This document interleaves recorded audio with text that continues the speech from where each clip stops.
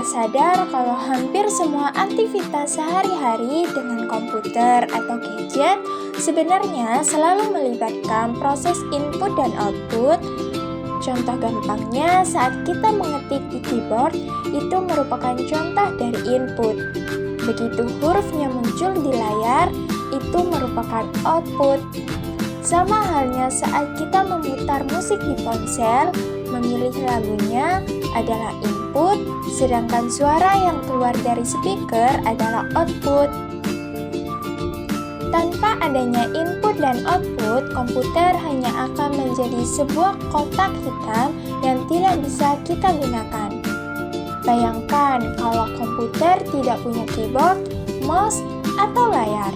Tentu kita tidak bisa berinteraksi dengannya. Karena itu, input dan output menjadi hal yang sangat penting. Meskipun seringkali kita tidak menyadarinya karena sudah terbiasa menggunakannya setiap hari. Menariknya, input dan output tidak selalu berbentuk perangkat fisik saja. Di zaman sekarang ada juga yang disebut input dan output lunak, yaitu interaksi yang terjadi melalui jaringan. Contohnya ketika kita mengirim file ke teman lewat internet, melakukan video call, atau streaming film. Semua itu juga bagian dari proses input dan output. Selain itu, memahami konsep input dan output juga penting karena keduanya adalah jembatan utama antara manusia dan komputer. Proses ini tidak hanya sekedar teknis, tetapi juga menentukan bagaimana pengalaman pengguna terbentuk. Semakin baik perangkat input dan output yang digunakan, maka semakin mudah dan nyaman pula seseorang dalam mengoperasikan teknologi. Misalnya, layar sentuh pada smartphone membuat interaksi jauh lebih intuitif dibandingkan dengan ponsel lama yang hanya mengandalkan tombol fisik. Begitu juga dengan teknologi voice atau perintah suara yang memungkinkan kita memberikan input hanya dengan berbicara, lalu menerima output dalam bentuk respon suara atau tampilan di layar. Lebih jauh, input dan output juga berperan dalam perkembangan besar dunia teknologi seperti kecerdasan buatan atau AI, virtual reality, dan augmented reality. Semua teknologi tersebut tidak bisa berjalan tanpa sistem input dan output yang canggih. Sensor gerak kamera dan headset VR merupakan contoh perangkat input, sementara visual 3D yang ditampilkan dalam kacamata VR adalah output yang memberikan pengalaman imersif. Dengan kata lain, kemajuan teknologi selalu sejalan dengan peningkatan kualitas input dan output. Tidak kalah penting, konsep input dan output juga berkaitan erat dengan efisiensi. Komputer atau sistem yang memiliki mekanisme input dan output cepat serta akurat akan lebih mendukung produktivitas penggunanya. Misalnya, printer dengan kecepatan tinggi dapat menghasilkan output berupa dokumen dalam jumlah besar, sedangkan scanner dapat dengan mudah mengubah dokumen fisik menjadi file digital sebagai input. Bahkan dalam dunia industri, mesin otomatis yang menggunakan sensor sebagai input dan menghasilkan produk jadi sebagai output merupakan bukti nyata bagaimana konsep input dan output bekerja untuk meningkatkan efektivitas kerja. Pada tataran sehari-hari, kita bisa menemukan begitu banyak contoh nyata input dan output di sekitar kita. Saat kita menggunakan mesin ATM, memasukkan kartu dan PIN adalah contoh dari input, sedangkan uang tunai atau struk yang keluar merupakan output. Saat menonton YouTube, mencari judul video adalah input, sedangkan tayangan videonya adalah output. Hal sederhana ini menunjukkan bahwa input dan output tidak ada interaksi yang mungkin terjadi antara manusia dan mesin. Jadi, ketika kita belajar tentang input dan output, sebenarnya kita sedang mempelajari dasar dari hampir semua sistem teknologi yang kita gunakan. Pemahaman ini akan membantu kita melihat bagaimana setiap perangkat bekerja, mulai dari yang sederhana seperti kalkulator hingga sistem kompleks seperti superkomputer. Pada akhirnya, semua teknologi itu kembali pada pola yang sama, yakni menerima masukan, memproses informasi, lalu menghasilkan keluaran yang bisa dimanfaatkan. Dengan pemahaman yang lebih dalam tentang konsep ini, kita tidak hanya bisa lebih menghargai teknologi yang ada, tetapi juga siap untuk mengembangkan ide-ide baru di masa depan.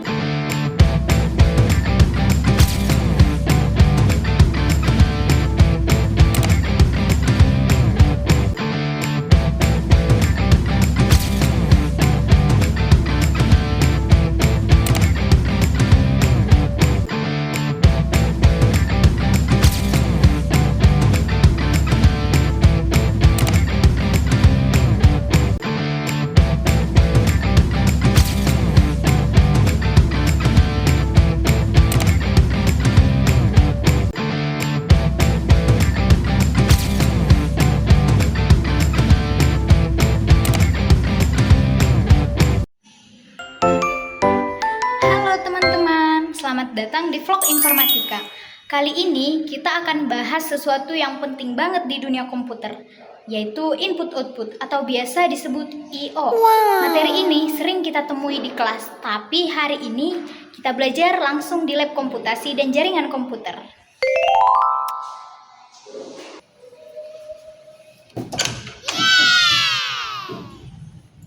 Nah, di dalam lab Komjar itu terdapat VC, keyboard, mouse, proyektor, dan lain-lain.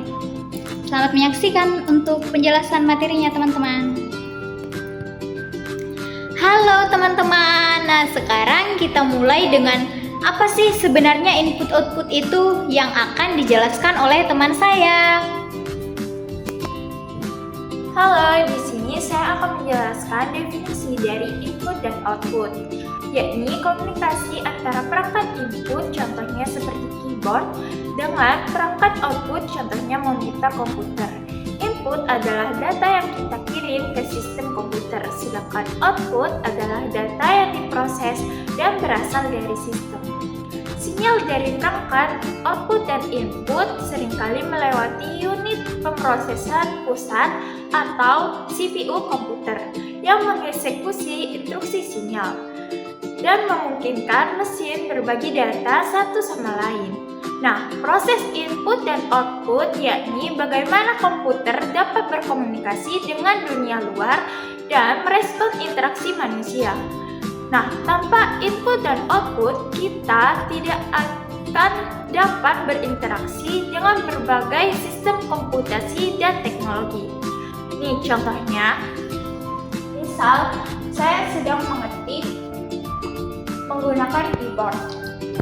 Nah, ini termasuk input, sedangkan tampilan yang ada di layar monitor itu termasuk output. Nah, itu tadi merupakan penjelasan dari definisi input dan output, yang dimana terdapat contoh simpel dari input dan output juga. Sekarang masuk ke bagian apa saja jenis-jenis dari input dan outputnya. Nah, jenis-jenis input dan output kita dapat membagi menjadi dua kategori besar, yakni input dan output keras serta input dan output lunak. Input dan output keras merujuk pada transfer data antara komputer dan perangkat fisik seperti keyboard dan mouse. Input-output lunak merujuk pada masukan dan keluaran yang terjadi melalui jaringan. Misalnya, saat komputer berkomunikasi dengan komputer lain, mengalirkan media, atau mentransfer berkas. Nah, itu tadi penjelasan terkait jenis-jenis input-output. Selain jenis, kira-kira masih ada lagi gak, Kak, ya? Ada. Selain jenis, terdapat perangkat input dan output. Perangkat input berguna untuk memasukkan data ke komputer. Yang pertama, terdapat keyboard. Keyboard merupakan alat untuk mengetik huruf, angka, dan simbol ke dalam komputer. Yang kedua, mouse. Mouse merupakan alat untuk menggerakkan pointer di layar dan memilih menu atau perintah. Yang ketiga, touchpad. Papan sentuh yang berfungsi seperti mouse biasanya ada di laptop. Yang keempat, scanner. Alat untuk memindai gambar atau tulisan di kertas agar menjadi file di komputer. Yang kelima, mikrofon. Alat untuk memasukkan suara ke komputer, misalnya untuk rekaman atau video call. Yang keenam, webcam. Kamera kecil untuk merekam atau memotret gambar dan video secara langsung di komputer. Nah, sedangkan perangkat output yang berguna untuk mengeluarkan hasil dari komputer. Contohnya yang pertama, terdapat monitor, yakni layar untuk menampilkan gambar, video, dan teks dari komputer. Yang kedua, terdapat printer, yakni alat untuk mencetak tulisan atau gambar di sebuah kertas.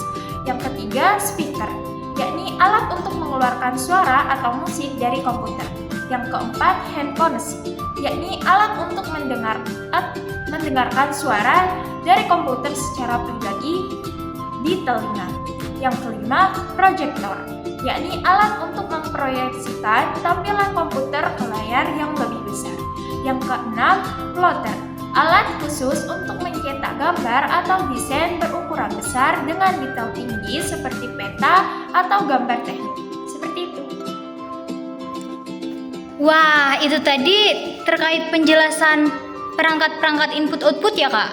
Iya, benar sekali. Penjelasannya sangat jelas ya. Terima kasih, Kak. Sama-sama.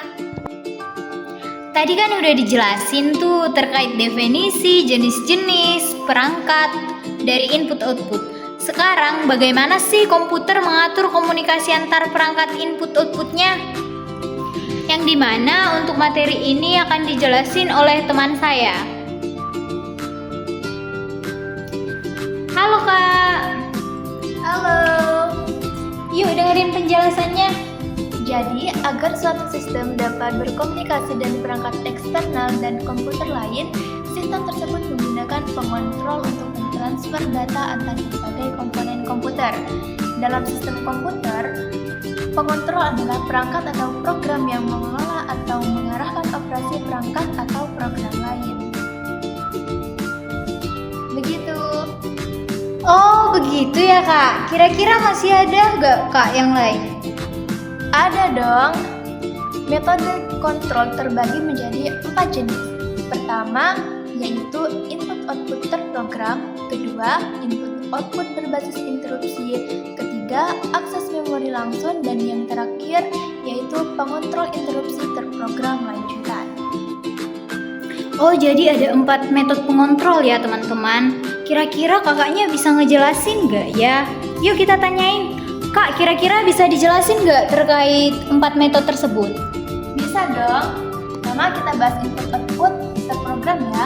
Dengan input-output terprogram ini, prosesor mengeksekusi input di program untuk transfer data input-output. Metode kontrol ini adalah yang paling lambat, tetapi paling mudah diprogram. Kemudian input-output berbasis instruksi prosesor terganggu ketika perangkat input-output perlu mentransfer data. Prosesor akan menghentikan pemrosesan normalnya untuk menjalankan instruksi perangkat. Kemudian melanjutkan pemrosesan normal setelahnya. Prosesor adalah perangkat fisik di dalam sistem komputer yang melakukan perhitungan dan memproses data masukan. Prosesor bertindak sebagai otak komputer dan menyediakan daya komputasi yang dibutuhkan sehingga sistem dibutuhkan untuk mengelola aliran instruksi yang terus-menerus diterimanya. Metode kontrol ini lebih cepat daripada input-output terprogram, tetapi juga lebih sulit untuk diprogram. Nah, yang ketiga Hal ini terjadi ketika prosesor hanya perlu memulai transfer data dan pengontrol DMA mengambil alih untuk menyelesaikannya. Metode kontrol ini sangat cepat dibandingkan dengan input-output berprogram dan berbasis instruksi, serta lebih efisien karena hanya memerlukan sedikit keterlibatan prosesor. Kemudian yang keempat, pengontrol interupsi terprogram lanjutan atau APIC. Dalam metode ini, ketika prosesor menerima notifikasi bahwa suatu perangkat siap mentransfer data, prosesor akan mengirimkan sinyal ke APIC. Kemudian, mengirim interupsi ke prosesor agar dapat mengeksekusi program. Metode kontrol ini adalah yang tercepat dari keempat metode, tetapi paling rumit dalam hal pemrogramannya. Begitu, Mbak. Oh, jadi begitu ya Mbak penjelasannya. Terima kasih. Sama-sama.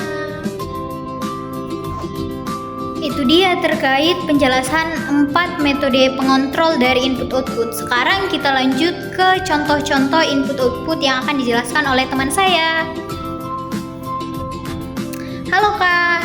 Halo, di sini saya akan menjelaskan contoh input-output. Ada berapa contoh input-output? Berikut beberapa yang paling umum. Input keyboard, ketika pengguna memasukkan data ke dalam sistem menggunakan keyboard.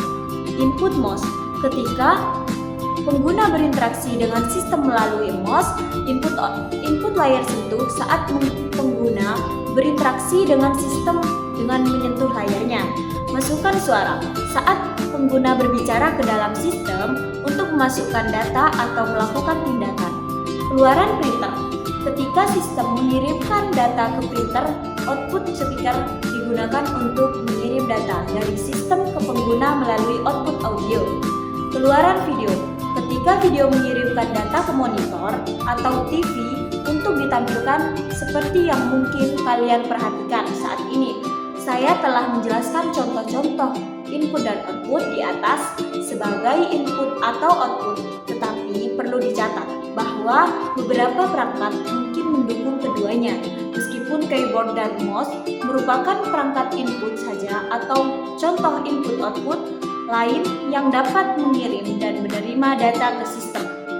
Pertimbangkan sistem yang diaktifkan suara pada perangkat pintar seperti Siri, Amazon Alexa, atau Google Home. Perangkat-perangkat ini dapat menerima perintah suara input dan merespon kembali kepada pengguna output. Oh, itu tadi contohnya ya Kak? Iya, Kira-kira masih ada contoh lain nggak ya Kak? ada. Contoh lain perangkat yang berfungsi sebagai input dan output adalah hard drive dan CD-ROM yang dapat ditulis. Keduanya dapat menerima data dari sistem ketika sedang ditulis atau mengirim data ke sistem jika sudah ada data yang dimuat. Seiring teknologi semakin terintegrasi dengan kehidupan kita, jumlah perangkat input dan output terus bertambah meskipun konsep input dan output telah ada sejak awal mula komputer. Pemahamannya tetap penting karena pentingnya perannya bagi teknologi modern. Tanpa perangkat input dan output, kita tidak dapat melakukan hal-hal sederhana seperti mengunci mobil dari jarak jauh dan lain-lain. Supaya lebih nyata, teman-teman bisa lihat ini. Itu apa tuh Kak? Kakak ngetik. Nah, jadi ini contoh nyatanya. Monitor akan menampilkan teks ketika saya ketik di keyboard. Dan ketika mouse diklik, maka kursor akan bergerak. Oh, itu untuk contohnya nyatanya ya Kak? Iya, Wah, penjelasannya sudah sangat jelas ya teman-teman. Terima kasih Kak. sama-sama. Hari ini saya akan membahas tentang kelemahan input dan output kepada komputer. Pertama, mari kita pahami dulu apa itu input. Input adalah proses memasukkan data ke dalam komputer, sedangkan output adalah hasil pengolahan data yang kita kirimkan kembali kepada pengguna. Keduanya adalah bagian penting dari interaksi manusia dengan komputer. Namun, baik input maupun output memiliki kelemahan masing-masing. Kita mulai dari kelemahan ini. Yang pertama adalah kesalahan manusia. Saat kita mengetik atau memasukkan data, sering terjadi salah ketik atau data tidak. Kedua, kecepatan terbatas input dari manusia, seperti menggunakan keyboard jauh lebih lambat dibandingkan kecepatan komputer dalam memproses data. Ketika ketergantungan pada perangkat, jika skana, sensor, atau kamera rusak, data yang masuk tidak akan akurat. Keempat, input sering terganggu oleh atau gangguan, terutama pada input suara atau sensor. Terakhir, data yang dimasukkan seringkali tidak lengkap atau ambigu, sehingga komputer sulit memahami maksud pengguna. Selanjutnya adalah kelemahan. Kelemahan output adalah pertama, input sangat terbatas pada media yang tersedia, monitor dengan resolusi rendah atau perintah lambat tentu membatasi kualitas hasil. Kedua adalah biaya perangkat output. Ini juga cukup tinggi untuk mendapatkan monitor 4K, 4K atau perintah berkualitas.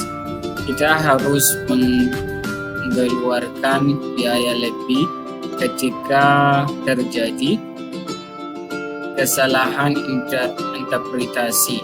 Data yang ditampilkan komputer biasa saja benar, tapi pengguna salah memahami. Keempat, input juga bisa lambat. Contohnya saat mencetak ratusan halaman dokumen. Dan terakhir, output sangat bergantung pada perangkat keras. Jika monitor rusak, maka informasi sama sekali tidak bisa kita lihat. Dari sini dapat kita simpulkan bahwa kelemahan input lebih banyak terkait dengan akurasi dan kecepatan data yang masuk.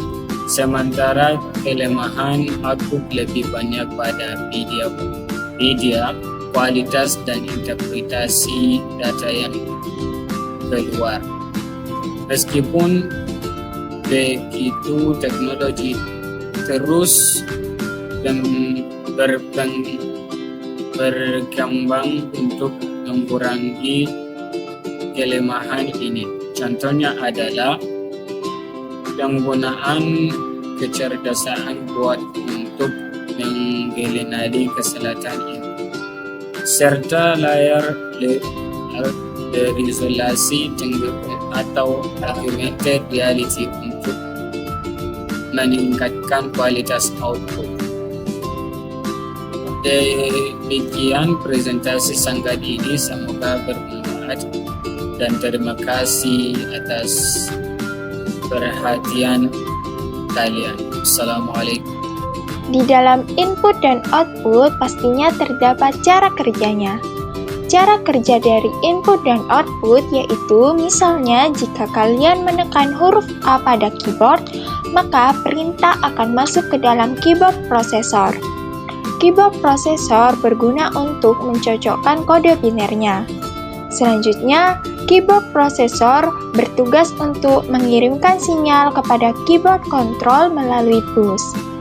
Bus sebagai penghubung antara komponen di dalam sistem komputer.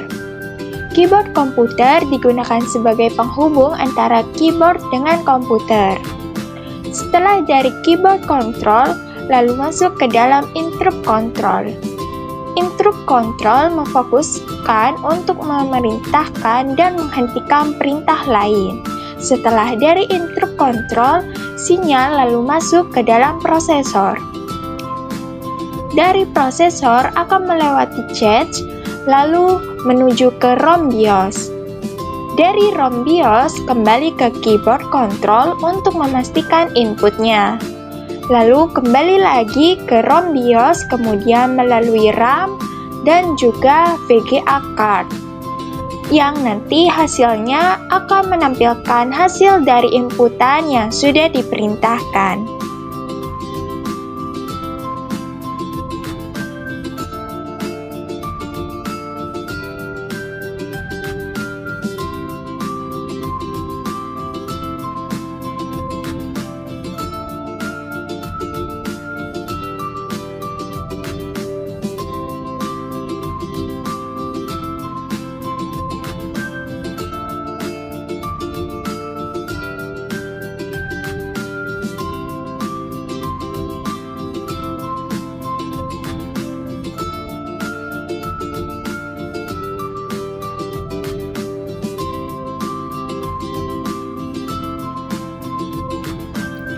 Jadi teman-teman, hari ini kita sudah belajar banyak tentang input dan output.